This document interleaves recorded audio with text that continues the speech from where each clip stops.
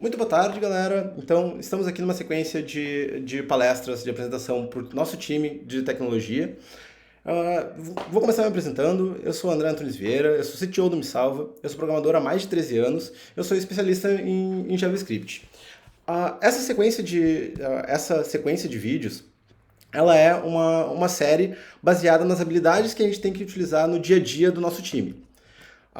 Tudo surgiu a partir do nosso organograma do time, tá? Que ainda está em construção. Eu ainda vou apresentar isso pro time com maior detalhamento, mas desse organograma surgiu as habilidades comportamentais e técnicas que a gente precisa ter no nosso dia a dia.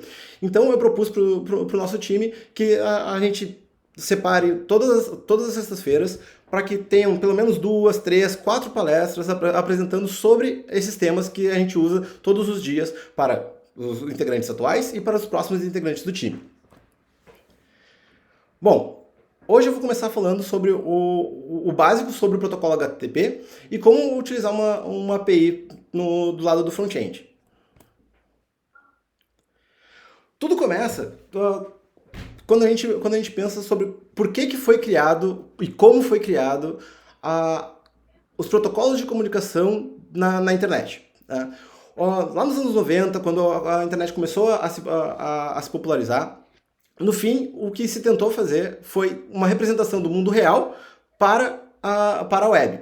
Então, se vocês forem ver a lógica de por que o HTML é composto daquela forma, por que uma requisição é composta, normalmente como é que funcionava um livro naquela época? Funcionava com títulos, parágrafos, imagens, vamos tentar reproduzir isso de forma textual. Como é que eu entrego um documento para uma outra pessoa? Ele normalmente vai ter ali um cabeçalho explicando o que aquele documento tem de responsabilidade, vai ter ali um corpo explicando com o conteúdo de fato daquele documento, e às vezes vai ter um carimbo ali dizendo se aquele documento foi aprovado, se foi reprovado, coisa desse estilo. Então, no fim das contas, uma comunicação na internet nada mais é do que trocas de documentos entre aplicações. Então, são trocas de documentos entre o front-end e back-end, ou entre um back-end e um outro back-end, por exemplo. Bom, como é que é composto esse documento que é transacionado na internet? Basicamente, ele é dividido em quatro fatores. Qual é o método, ou seja, para que aquele documento ele se destina? Qual é o status daquele documento, se ele foi aprovado, reprovado ou assim por diante? Quais são as informações de cabeçalho daquele documento? O que eu preciso saber sobre aquele documento antes de começar a ler ele de fato? E, de fato, o corpo daquele documento. Entrando no detalhe, cada um dessas partes do documento, quando a gente fala sobre o método que é utilizado no documento, qual é a responsabilidade daquele documento?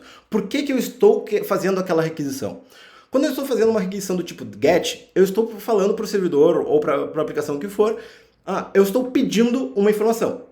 Quando eu estou utilizando o método de POST, eu estou querendo salvar uma nova informação, eu estou querendo criar um novo elemento lá dentro.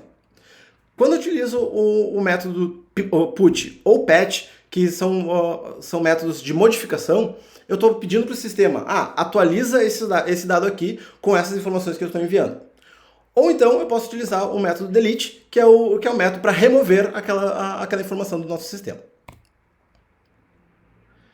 O status ele tem a responsabilidade de, quando eu entrego o documento para alguém, pense que eu tô lá numa junta, sei lá, num cartório, entreguei o documento pro gestor ali do cartório, e ele chegou, esse documento aqui, acabei de ler ele, tá muito bom, beleza, carimbo, ok, documento aprovado. Isso é basicamente a intenção do status.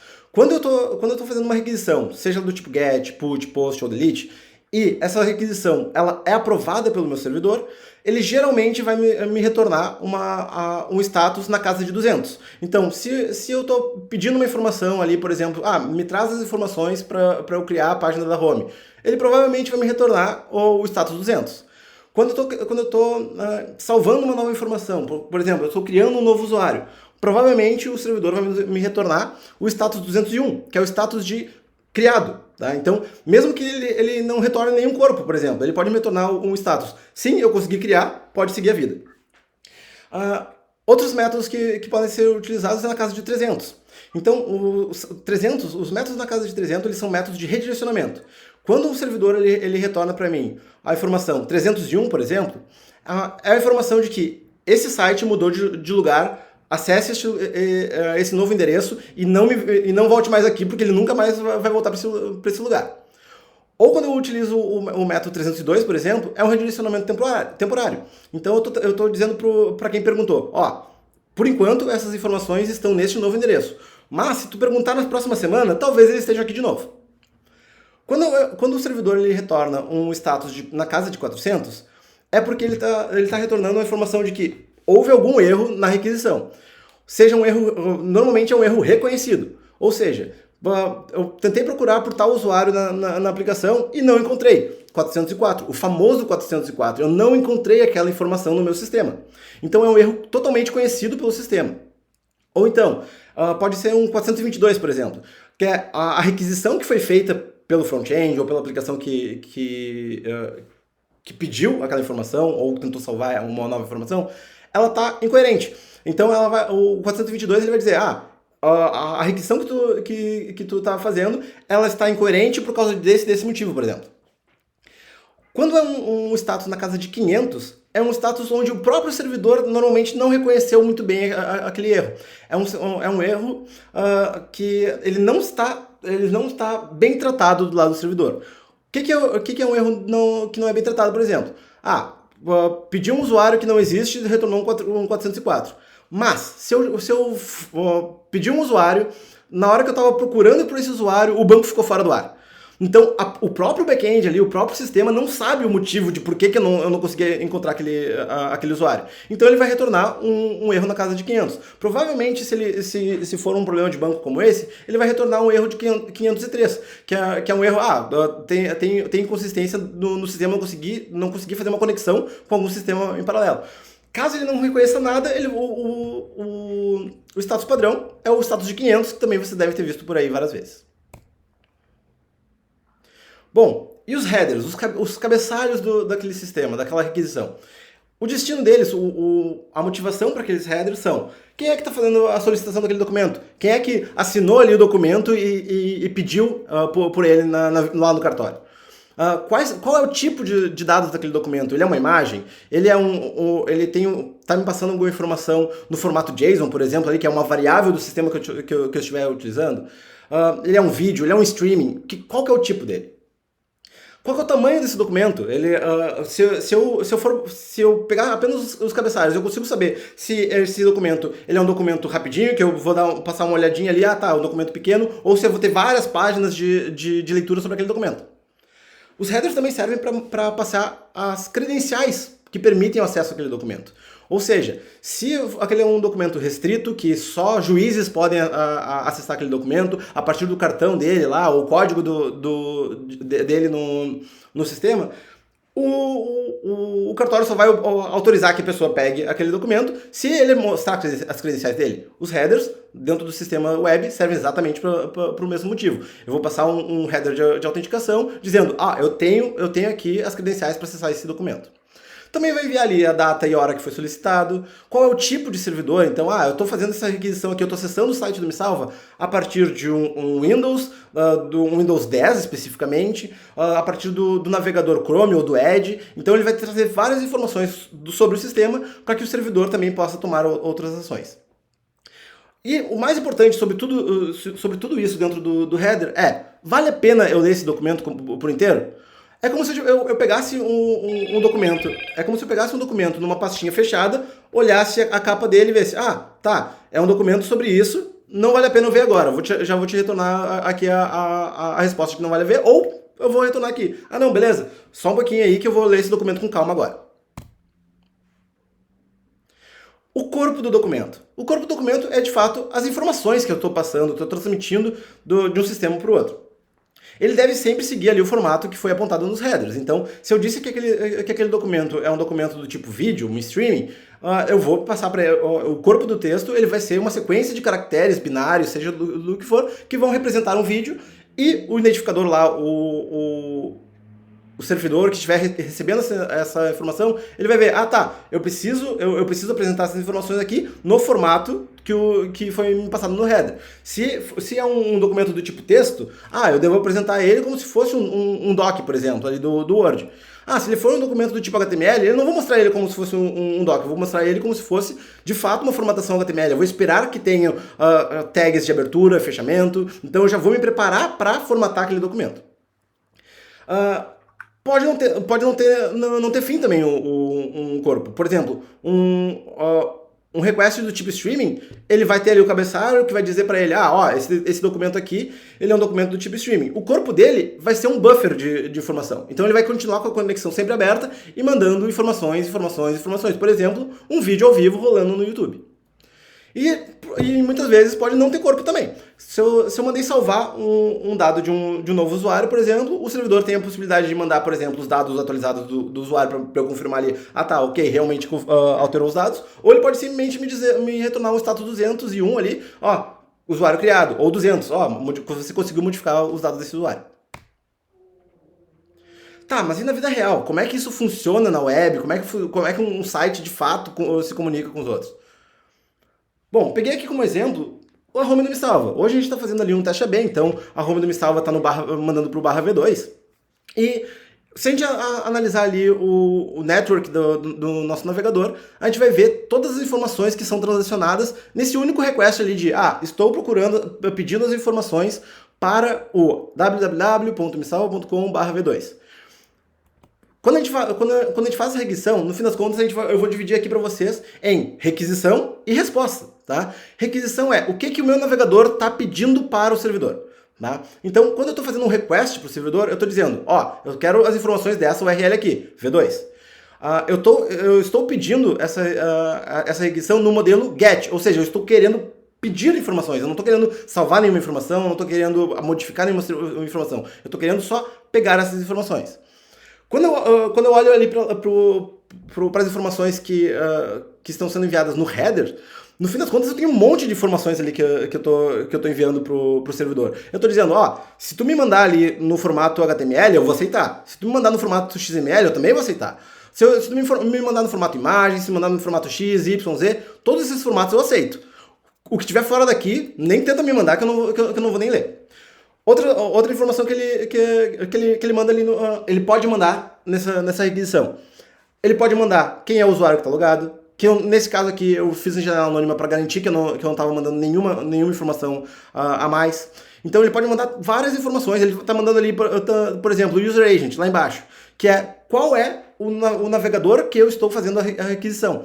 Qual é o sistema operacional que eu estou fazendo essa requisição? Ele está identificando ali que eu estou fazendo essa requisição de um Mac, que eu estou fazendo essa requisição de um Chrome, a versão do Chrome bem específica, e por baixo ainda está dizendo que a engine é o Safari, porque quando tu roda ali um navegador no Mac, ele também bota a engine do Safari por baixo.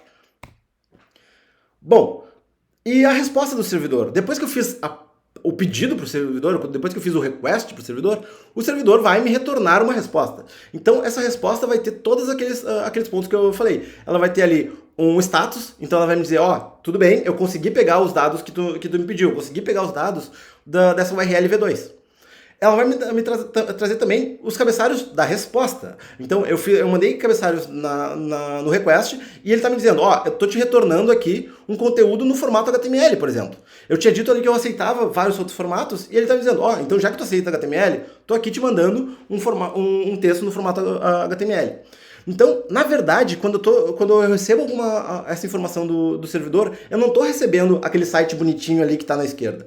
Na verdade, eu estou recebendo esse site todo formatado em HTML, que o servidor disse, isso aqui é HTML, se vira para apresentar isso bonitinho pro usuário.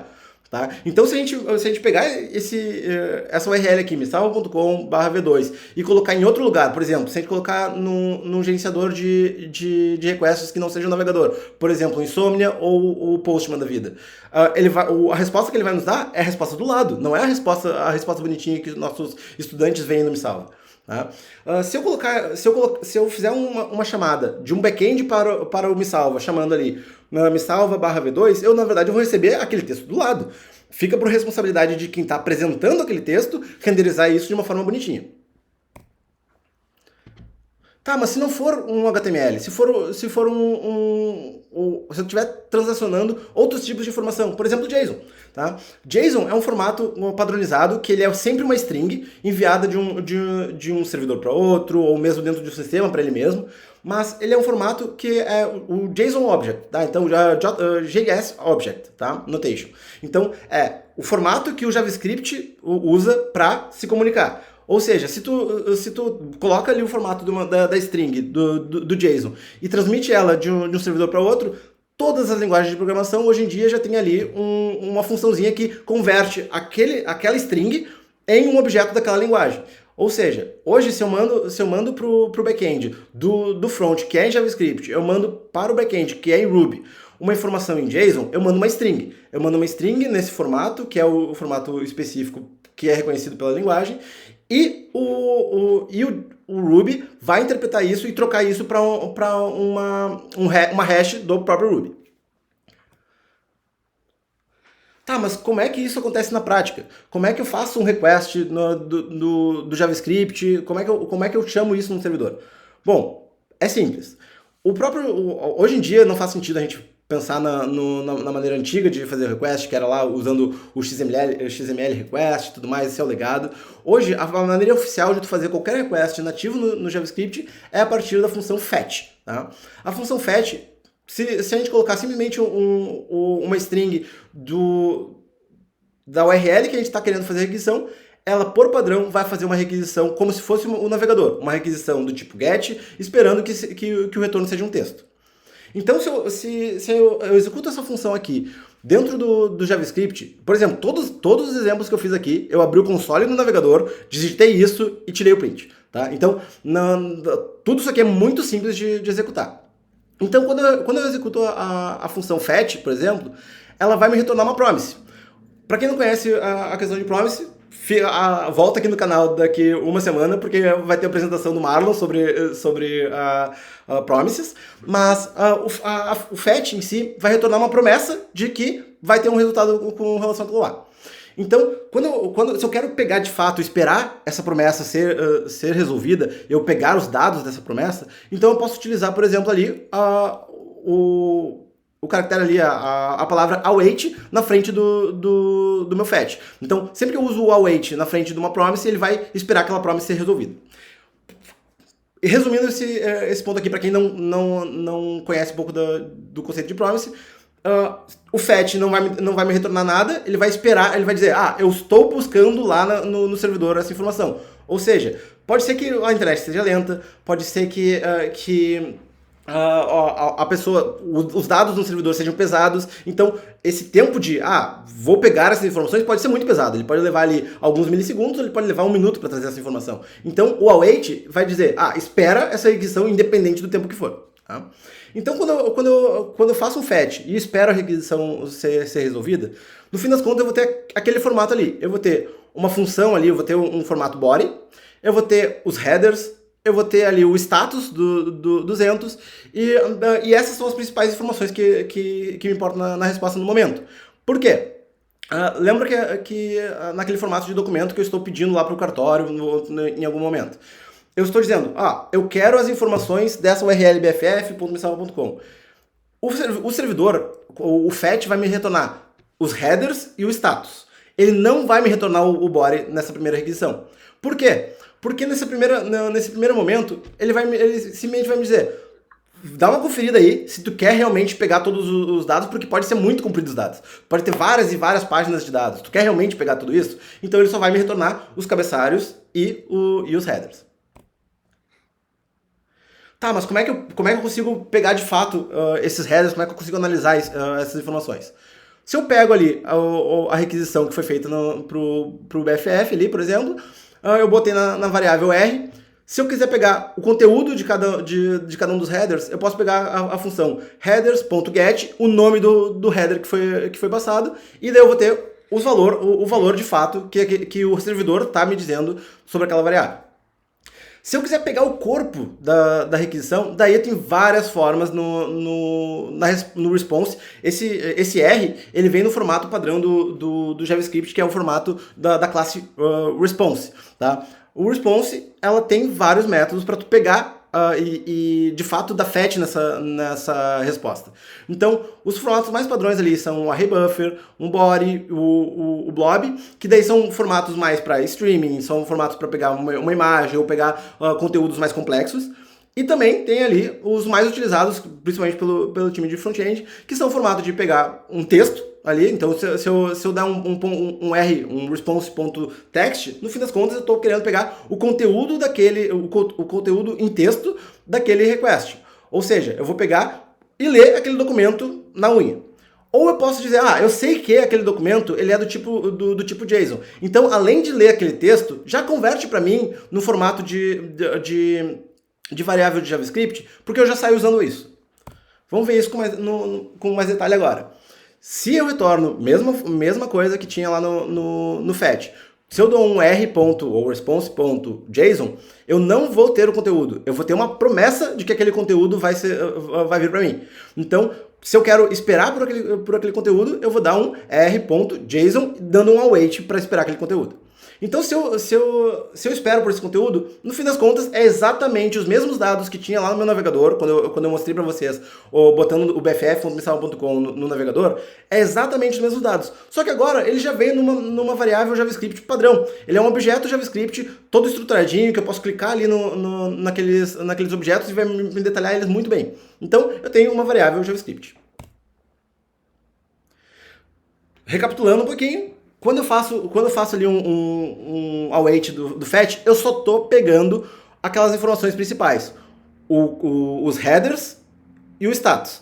Tá? Então, eu não estou lendo o documento para baixo. Eu não me importei com ele, eu só me importei, deu certo essa requisição? Realmente existe uma página bff.missal.com? Legal, eu posso dar sequência a partir de agora.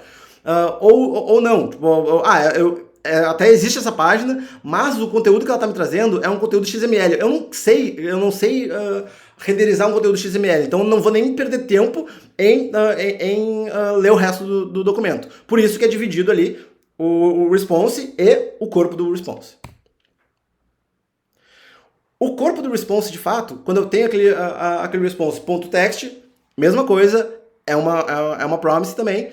Quando eu dou um await no response.text, eu estou trazendo uma variável em texto, tá? Então, é exatamente equivalente ao eu botar no navegador ali, o bff.missal.com, ver aqueles dados. Para vocês ficou bonitinho ali quando eu botei os dados na URL, porque eu uso um plugin que renderiza um JSON de uma forma bonitinha. Mas se vocês colocarem bff.missal.com e você não tiver esse plugin, vai ser só um texto fluido que nem esse aqui, tá? Totalmente cru. E se eu uso a função do r.json, eu já estou trazendo aquele texto ali no formato JSON e já convertendo ele para uma variável JavaScript. Tá, mas como é que é a composição de um request e como é que a gente faz essa comunicação no dia a dia? O básico de uma comunicação com uma aplicação. Basicamente eu vou ter uma URL, eu vou ter um método que eu tô pedindo para fazer aquele request. Eu tenho os headers, que daí aqueles headers podem incluir, eu estou mandando no formato application.json aqui, ou estou pedindo no formato application.json esse conteúdo. E além disso, eu posso também botar outras informações no header. Por exemplo, eu posso botar informação como, eu estou autenticado com o usuário X. Ou a data e hora desse request aqui é tal para poder fazer um log no servidor. Ou outras informações que se queira dentro desse header. Lembrando, aquelas informações básicas que vão na frente, em cima do documento que o servidor pode usar ou não. Bom, depois que eu tenho essas informações, URL, método e request, eu posso de fato fazer o request usando o fetch. O primeiro argumento do fetch é a URL, o segundo argumento do fetch são as opções dele. Então são os dados de inicialização daquele request. Eu estou mandando ali apenas o method e os headers. Né? No caso de uma requisição do tipo get, não faz sentido mandar um body. Tá? Não faz sentido, o próprio fetch ele bloqueia a chamada. Bom, se eu quiser pegar os valores dos headers dessa requisição, eu posso pegar ali response.headers.get, o nome daquele header. E se eu quiser pegar o conteúdo de fato, eu dou ali um await response JSON. Se eu não quiser mandar o método ali na requisição, tá? Se eu não quiser mandar o método na requisição, tudo bem. O fetch, por padrão, quando não manda um método, ele aceita que é get. Tá? Então eu simplesmente suprimi aquela informação ali do método e o fetch vai automaticamente esperar que se tu não mandou nada, é get. Eu também posso suprimir a informação dos headers também. Se eu não estou mandando nenhum header, eu tô dando a responsabilidade pro servidor daí identificar, usa o conteúdo padrão que tu tá acostumado aí para identificar esse meu request. Então eu tô transferindo essa responsabilidade pro servidor. No nosso caso, tanto os nossos BFFs que são feitos em JavaScript, quanto o nosso back-end que é feito em Ruby, todos eles, por padrão, esperam que um request que chegue nele é um request de JSON. Se por um acaso quiser enviar um request de outro tipo, daí sim tem que informar nesse content type. Tá, e o básico de uma requisição do tipo post. Uma requisição do tipo post também vai ter uma URL. O método agora não vai ser mais o método get, vai ser o método post, e tem que passar o método post, porque senão o fetch vai atrelar como padrão o get. Pode ou não ter os headers, como eu tinha falado antes, então aquilo ali é facultativo. E vai ter um body. Quando eu estou enviando um conteúdo para um servidor, eu vou enviar sempre uma string ali para ele. Essa string, por padrão, eu falei ali, eu estou mandando uma string no formato JSON. Isso faz com que o servidor já saiba, quando eu receber essa string, eu devo passar aqui por uma função de transformar de JSON para a minha linguagem. Então, em síntese, a gente tem ali o response, que ele vai ser um await passando a URL, o método, os headers e o body. Então, mesma coisa depois disso para a gente pegar os dados. Normalmente, tu não vai passar uma string ali pro fetch. Tu não vai montar a tua aplicação baseada numa string. Tu vai montar a tua aplicação baseada em variáveis do teu próprio sistema. Então aqui eu fiz só uma abstração aqui, que é exatamente o mesmo request que eu acabei de fazer, só que em vez do body estar sendo composto por uma string toda montada na mão, eu fiz a mesma string feita como se fosse uma variável que a gente estivesse utilizando. Então, antes de mandar no body, o body vai receber uma string. Ele vai mandar para o fetch uma string. Só que eu vou estar trabalhando sempre com uma variável do tipo JavaScript. Como eu disse, não precisa enviar a camada de headers, tá? Não precisa. O próprio sistema vai reconhecer o padrão dele de uso do conteúdo. Então, nesse caso aqui, eu fiz uma URL de salvar novos usuários. Isso aqui nem existe no nosso BFF, tá? Eu só estou usando isso aqui para explicar para vocês de uma forma simples. Então, eu estou fazendo aqui uma simulação eu estou salvando um novo usuário, tá? Então, eu estou criando um novo usuário. Se eu estou criando um novo usuário, eu estou criando ali, chamando o bff.missal.com/, o endpoint de users, que é um endpoint que cria usuários, lê usuários e assim por diante.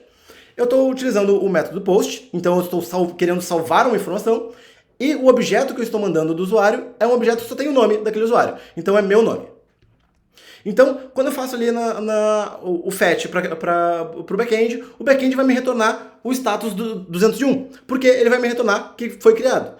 Talvez, daí dependendo da implementação que o back-end for feita, ele vai me retornar o usuário, ele vai me retornar o ID do usuário, ele vai me retornar alguma informação importante que eu possa usar no sistema. Dependendo, ele não me retornar nada, ele só vai dizer, joinha, eu consegui criar o usuário, pode seguir o baile. Ou até ele vai me retornar um 500. Eu não consegui criar esse usuário porque deu pane aqui quando eu estava conectando no banco, deu pane na tua internet, ou coisa desse estilo. Então ele vai retornar com status diferentes. O fetch, o response, na verdade, o fetch, o response que é o objeto retornado pelo fetch, ele tem uma variável chamada OK. Essa variável chamada OK, ela simplesmente vai retornar a possibilidade, é um status na casa de 200, então ele considera que é OK. Não é um status na casa de 200, ele considera que não é OK. Isso facilita a gente para entender que aquele fetch deu certo ou não. Tá. E se não for um post? Se for um put, eu quero editar as informações do meu usuário que eu acabei de criar, tá? Então, eu acabei de criar um usuário, diríamos que o ID dele é 123. Eu quero alterar as informações dele, eu quero alterar o nome dele. Então, eu posso utilizar ali a URL do usuário em si, então bff/users/o ID daquele usuário. O método vai ser put, então eu estou alterando as informações daquele usuário, e o body que eu estou mandando é o name do usuário modificado agora. Então o meu sistema vai receber esse usuário com um novo nome, trocar ele no sistema, salvar no banco de dados e me retornar um 200. Então ele pode me retornar um 200 e mais uma vez, ele pode me retornar um 200, o ID do usuário, as outras informações do usuário que podem estar salvando no sistema, depende da implementação do backend. E com relação ao delete? Quando tu tá deletando um conteúdo, tu vai deletar um conteúdo específico. Não faz sentido ter, raramente tem numa aplicação, um /users que aceite um delete. Não faz sentido tu deletar todos os usuários, mas faz sentido tu deletar um usuário em específico. Então se eu quisesse deletar aquele meu usuário que eu acabei de criar, o 123, eu poderia utilizar a URL bff.com/users/o ID daquele usuário, passando o método delete, e se o backend encontrasse aquele usuário e conseguisse deletar ele ia me retornar um ok, ele ia me retornar algum status na casa de 200. Eu acabei não botando aqui, mas outra possibilidade aqui eu posso fazer esse mesmo request aqui e não existir o usuário no backend. Tá? Então o usuário chegou, eu estou dizendo pro sistema, seguinte, deleta o usuário 123. Se o backend procurar na tabela, não achar o usuário com ID 123, ele vai tentar deletar esse usuário e não vai conseguir. Ou ele vai tentar achar esse usuário e dizer, opa, não consegui achar esse usuário, e me retornar um 404. Tá? Então, se esse usuário não existisse na base, ele me retornaria um 404 e o ok seria false. Se esse usuário até existisse na base, ou não existisse na base, mas o backend não tratasse isso, porque tentou pegar um usuário 123, tentou deletar ele, mas não conseguiu e não tratou isso de alguma forma, provavelmente o backend vai retornar pra gente um status 500, tá? Que ele deu erro e ele não sabe o porquê que deu erro. Bom, galera, mas não é só isso, tá? Então, essa aqui foi uma breve apresentação sobre como funciona o HTTP, ou como funciona uma requisição do front-end ou de qualquer sistema JavaScript para um outro sistema, mas fica aí as dicas de estudo com relação a protocolo REST, que a gente usa no back-end, utilizar APIs privadas no front-end, então vai ter uma outra palestra apenas sobre APIs privadas, como que se manda aquelas credenciais do usuário que está fazendo aquela requisição para o back-end. A autenticação, de fato, também do lado do back-end, vai ter uma palestra sobre isso. Protocolo OAuth, que é o protocolo que a maioria dos sistemas acaba utilizando com relação à autenticação, e o protocolo HMAC. Isso são só exemplos das próximas palestras que a gente vai falar. Fica o lembrete de se inscrever no canal, de acessar, curtir o vídeo. E agora eu abro o espaço para o diálogo aqui, para debate com o time. Cara, tinha bastante coisa ali que eu vi que eu não sabia. Por exemplo, o ok, eu sempre vi ele lá, só que pra mim, mano, não fazia sentido ele estar ali. Aí eu sempre criava baseado no status que eu recebia, não baseado no ok. Então eu forçava, eu meio que fazia o papel do ok. Chegou um 400, eu vou falar, isso aqui não existe. Em vez de eu pegar do ok e falar, deu ruim, aconteceu um erro aí. E aí mostrar o que o back-end mandou, o que aconteceu. E, tipo assim, eu sabia que ele existia, mas não sabia o porquê que ele tava ali. Então, pra mim, ele tava ali só de tocaia mesmo.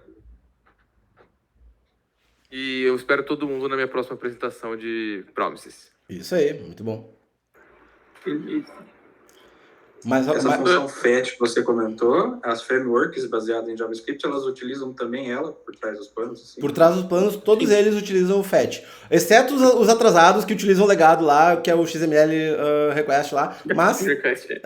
Mas 99% utilizam o FET. E, inclusive, acho que até mesmo o Axios, que é um concorrente do FET, entre aspas, usa o FET por debaixo dos panos. Sim. É que o Axios ele é uma lib que ele organiza de forma mais organizada. O Axios ele surgiu dentro da web que não tinha o fetch. Então, ele surgiu para trabalhar com o HTML, XML request lá e tal, e ele fazia a implementação que o fetch faz hoje em dia, praticamente. Então, hoje, usar o Axios e o fetch é muito similar. O Axios tem mais recursos ali e tal de autenticação, de fluxo ali de chamada, mas ele é uma abstração que por baixo usa o fetch. Uhum. Cara, eu gosto tanto da comunidade JavaScript por causa disso. Por exemplo, antigamente tinha o jQuery. Aí os caras falam, faz sentido o que essa biblioteca tá fazendo. Deixa eu pegar tudo que ele faz e aplicar diretamente na linguagem, para ver como é que vai funcionar. E, cara, isso pra mim, eu vejo isso como uma evolução gigantesca. Exatamente, o JavaScript está evoluindo bastante nos últimos anos. O JavaScript teve aí um período onde ele não evoluiu, ele ficou travado vários anos em evolução, e agora, hoje em dia, todo ano se tenta ter uma evolução ali com o TC39, eu acho, com relação às novas bibliotecas, exatamente isso que a comunidade tenta fazer. Ver o que está funcionando por aí, o que as pessoas criaram várias bibliotecas para fazer. O Babel é um precursor, um forte precursor de várias coisas que vem para o JavaScript. Então, sempre que tem ali, o Optional Chain, é um dos últimos que eu sei que estava em discussão. O Optional Chain, o Babel implementa faz tempo, o TypeScript implementou faz um bom tempo, e a comunidade estava discutindo sobre, como é que a gente vai botar isso para o JavaScript sem quebrar a web, tá? Por quê? Porque tem muitas pessoas que utilizavam ali o ponto de interrogação com alguma coisa começando com ponto, por exemplo, um número fracionário, tá? Um 0,5, o JavaScript aceita quando tu bota só um ponto 5. Como é que tu consegue, num código compilado, que tu junta tudo, botar ali um ponto de interrogação junto com um ponto 5 que não tem o zero na frente, sem que isso quebre? Então, é esse tipo de coisa que é discutida antes de trazer um conceito que já está bem utilizado em outros transpiladores ou coisa desse estilo, para nativo no JavaScript. Eu não sei, porque eu também não tenho conhecimento nas outras linguagens, mas eu não vejo nenhuma mudando tão rápido quanto muda o JavaScript. Tipo, se a gente pegar, 2014, 2012, mano, pra agora, a pessoa que pegou lá atrás, ela vê hoje, ela fala assim, nossa, eu tô no paraíso, eu não preciso de mais nada. Acho que das mais mainstream mesmo, que chega mais perto é o Rust, que surgiu mais ou menos nessa época também. Exato. O que aconteceu foi que o JavaScript, 2014 pra cá, evolução ano após ano. Só que o JavaScript surgiu nos anos 90. E ele ficou dos anos 90 até 2014 parado. Esse foi o principal problema. E hoje em dia não tem o que reclamar. De fato, o JavaScript evolui muito rápido, mas ele teve aí um período de trevas. E saindo um pouco também do assunto do JavaScript e tal, é curioso que a gente não vê muito as APIs assim retornando os status codes corretos para as coisas, tipo, ou um OK, ou um erro 500, ou um 200 que tem erro. Infelizmente, isso acontece muito por aí, tá? Por vários motivos, tá? Por desconhecimento do protocolo HTTP, isso é a maioria, acaba acontecendo isso. Mas muitos acabam não seguindo o protocolo até porque utilizam tecnologias antigas. Se tu trabalha com PHP, por exemplo, e não trabalha com um framework mais organizado, ali, tipo que nem um Laravel da vida, um framework mais novo, ou até mesmo se tu utiliza uma versão mais antiga do PHP, provavelmente tu só vai ter ali para recurso o post e o get. Tu vai ter que fazer abstrações muito maiores para conseguir usar o put, o delete e tal, com maestria. Então, o que acaba fazendo é a mesma coisa que o JavaScript acaba passando com o Babel, por exemplo. O framework se responsabiliza por criar essa abstração para o put, abstração para o delete. E se tu não está utilizando o framework, que é um caso de muitas pessoas por aí, tu acaba nem tendo acesso a essas coisas. Mas a maioria dos casos não é por causa disso. A maioria dos casos é por causa de desconhecimento do protocolo HTTP mesmo. Cara, algo que eu fico de cara vendo é, tipo, você vê o site dos Correios. Não o novo, porque o novo ele tá até legalzinho. Mas o antigo ele tava mexendo com SOAP ainda. Então, tipo, é XML. E eu falo, sempre quando dava um erro, brotava na sua cara um XML grotesco, gritando com você. E, cara, aquilo ali eu olhava e falei, meu amigo, que coisa é essa que eu tô vendo aqui? Hoje em dia eu tenho que acessar o site do governo para pegar as coisas do FIES. E de vez em quando dá um erro no Java e ele taca na minha cara um Java null point exception. Falou, cara, não é pra você mandar isso aqui pra mim, pelo amor de Deus. Já sei que seu back-end é em Java, seu front-end é PHP, e aí, o que a gente faz? Então, tipo, isso é algo que, claro, a gente tá saindo do assunto de JavaScript, mas ele mostra pra gente uma falha de segurança muito grande. E, tipo, o governo, tá ligado? Tipo, ele tem tudo nossos dados. Sim. Não, mas isso acontece muito por aí, tá? Então, o que eu tô tentando trazer pra cá é exatamente o conhecimento para que a gente não acabe caindo nesses mesmos problemas que se tem no mercado. E também para ensinar as pessoas por aí. Afinal, esse vídeo é um vídeo público, é um dos primeiros vídeos que a gente tá postando no canal. A ideia é que a gente faça isso com maior frequência agora, toda semana, criar pelo menos 2, 3 vídeos com relação aos conteúdos que a gente usa no dia a dia, com os conteúdos que a gente usa no time, todos os dias, diariamente, para que toda a comunidade tenha acesso. Boa. Mais algum questionamento, galera? Não. Da minha parte, acho que não. Só agradecer a apresentação, que tava ótimo. Muito boa. Cara, muito bom. Se eu tivesse tido essa apresentação aí quando eu comecei, cara, teria sido tão mais fácil. Sim. Fala mesmo. Mais, cara. Show, então, galera. Fácil das minhas palavras das tuas. Show, então, ficamos por aqui e nos vemos na próxima semana com a apresentação da galera. Abraço.